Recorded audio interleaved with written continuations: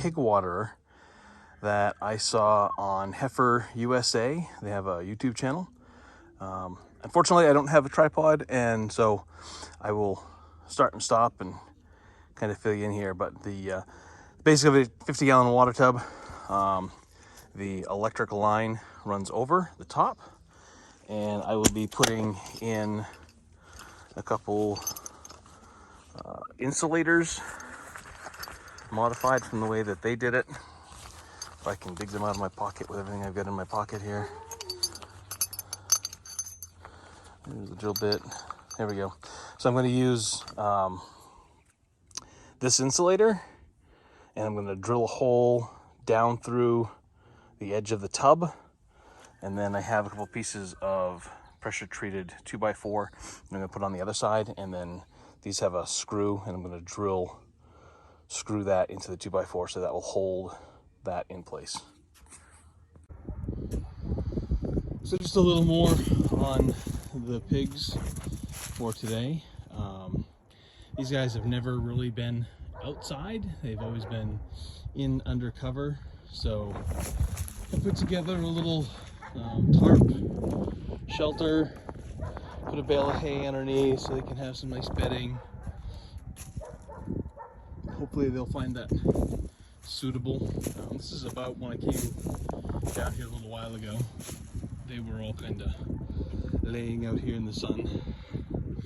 They're all kind of over there going, "We don't know what you're doing, but we don't really like what you're doing." They have started getting used to the electric fence. I've heard a few of them throughout the day today squeal a little bit, preceded by a little snap. So there's where that is at. And just to finish up, I kind of stole this idea from a YouTube channel, Heifer USA, putting a 50-gallon water trough in with 2 insulators. They use a different style of insulator, but this is what I had. So I took a couple pieces of cedar, put up underneath the lip, drilled a hole down through the top of the lip there, and screwed those down in. So there's one on either side where, so the idea is that this gives the pigs enough room to get in there and drink, but the hot wire will keep them from getting in the water tub and taking a bath and making it dirty and splashing all over the room. Anyway, I'm going to go grab some whole corn that I just picked up. I'm going to dump some whole corn in, take a pry bar and drive some holes in around a few of these stumps that are down in here, and see if I can get the pigs to uproot the stumps for me, because that's what they do. The little bulldozers. See, look at them right over there. They're little bulldozers. Well, right now they're scared little bulldozers. Last week I went down to my brother's farm, which is a couple towns away, to get some hay. And sitting there next to his pole barn, whose hay was this commercial pig feeder. He had plans to build a Jordan Green style bulk feeder, and was working on getting all the parts and pieces assembled, and having a really hard time to finding the 330-gallon tank that Jordan prefers for that. All kinds of 275-gallon tanks around here, but 330-gallon tanks are kind of rare. Well, it was missing one of the flap doors here. As you can see, that's missing. It's there, and that one's there, but that one was. So I went to Tractor Supply and picked up a 1/2-inch rubber stall mat and cut out a piece that I'm hoping, I got a little bit of metal work to do here just to pull that out so that will make make sure that the rain or any moisture comes out and comes over the top of the mat. But I think, regardless, I was thinking that the pigs wouldn't be able to use these 3 slots, but I actually think that I think it'll still work where they can open it. And just kind of as an idea, if you're not familiar with these pig feeders, each one has a door, and I think these hold like 1,500 or 2,000 pounds of pig feed, so you don't have to go out and feed your pigs every day. So my brother has property in Iowa as well, and he picked this up while he was out there, thinking that he was going to make a deer feeder out of it. Brought it home, and there it sat. So I asked to borrow it for a couple months, and he was like, well, why don't you just take it? So I did. The only other thing I've got to fix is I gotta go get some Gorilla Tape, because somebody shot it with a gun. And you can see, we're gonna be able to find it now. And here on the other side right here is where the bullet hit. Did not penetrate coming throughout the other side. So I'm gonna just take some Gorilla Tape and tape over that for now. Later on, I will probably do more of a permanent patch on that, but the Gorilla Tape ought to do good for now. Anyway, we'll be back in a little bit, hopefully get this thing filled up, and I'm hoping it's not too muddy, and I'll be able to actually get this down on the pig pasture today. Well, I was able to get the pallet, or one pallet, about 1,000 pounds of pig feed out of my woodshed, which was not designed to receive pallets in and out of it. It's really, really tight. I was able to get it in and out.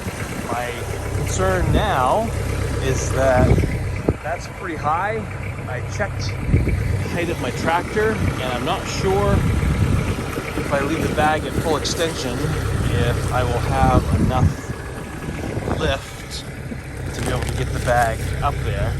So I took these the 4 handles, and I crossed them through one another to kind of shorten everything up. I gotta turn you off so that I can try to get this and that other one in here a little better, and maybe shorten things up a little more. Be right back. So I was able to get this crossed, and hopefully that will give me enough to get the bag fully stretched out and get it up high enough to unload the feed into the feeder.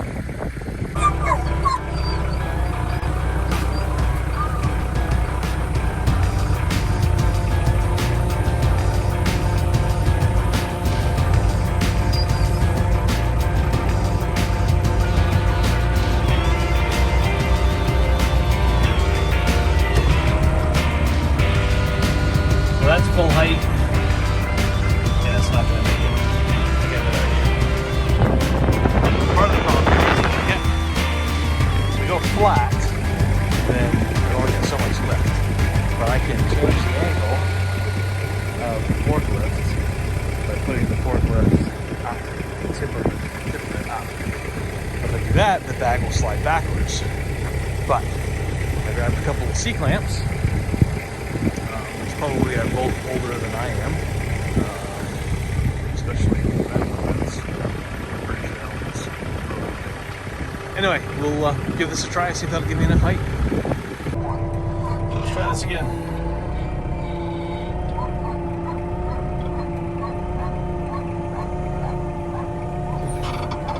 So that's max lift. Then, if I angle the forks up, look at that. I think I got it.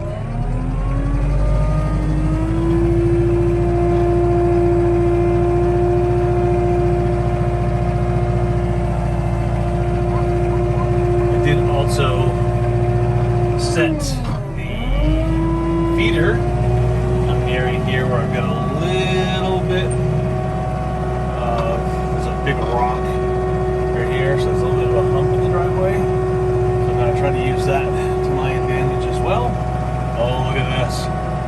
Look at this. Yeah. Yeah, right there. All right. I'm gonna go get a step ladder so I can get up there, open that bag up, and drop a load of feed. Apologize if the wind is drowning me out, but here you can see I angled the forks up to give me the extra lift that I need. So let's get us some feed. Anyone who isn't familiar with these feed bags, there's two ties. Outside, and then there's this one here on the inside. Do it.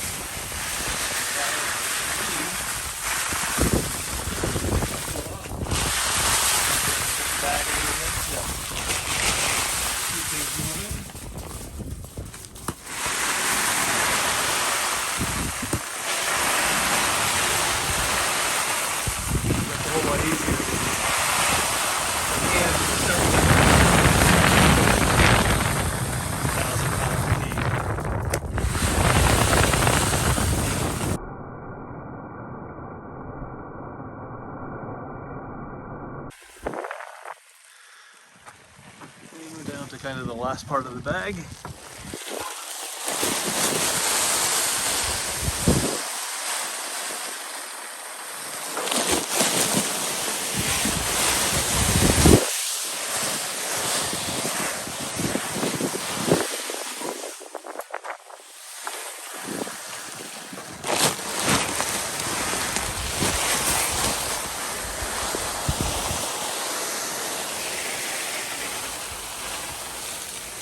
So yeah, this will be about probably about half full. So I'm going to say this is probably about a 2,000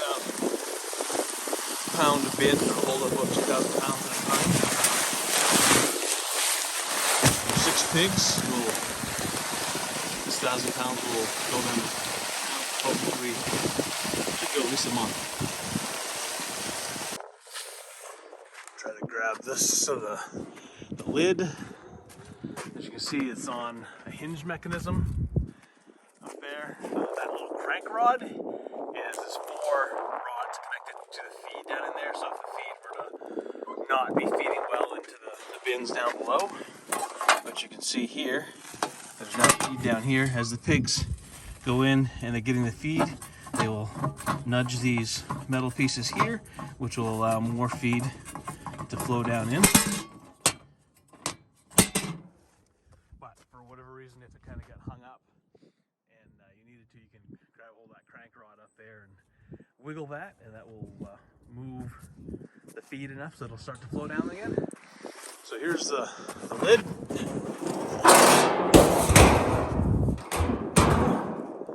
that back up on there. There's a handle here. Pull down on that, and it gets that nice and sealed. And then there's a little clip right here, which might need some extra love.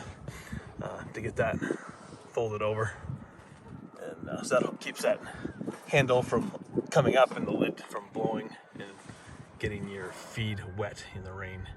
And it's up, loaded. I think I found an area where the field over here is dry enough. I'm hoping I can get down in to where the pigs are. Give it a shot. If not, I'm sure we're going to do. Stand by. So far, so good. Cutting a little bit, but not enough to be concerned. Almost there. I'm going to take out, disconnect one section of panel. Slide this in there. Go from there. This is going to work out fairly well. They've been over here digging and rooting a little bit already as it is. And I was able to disconnect this end of the panel. I'm going to swing that up there out of the way. They've all taken off over here, hanging out. because they don't want to be where I am at the moment. Too much going on. Anyway, I've got the electric line is still there, so that is off at the moment, but they don't know that. So I'm gonna get in here and put the pig feeder in here, and hopefully then I won't have to bother to feed them for a month. Just check on it from time to time, and check on it when I move them. Bring more feed down when it's getting close to being empty. That will save me a lot of time every day and not having to haul 30 or 40 pounds of pig feed down and worry about it getting wet and spoiling. And so let's get this done. Did find one spot that was a little wetter than I would have liked. Cut up a little bit there, but that's okay. Let's get this panel back in place. Get the electric hot wire turned back on. And check out there in the feeder.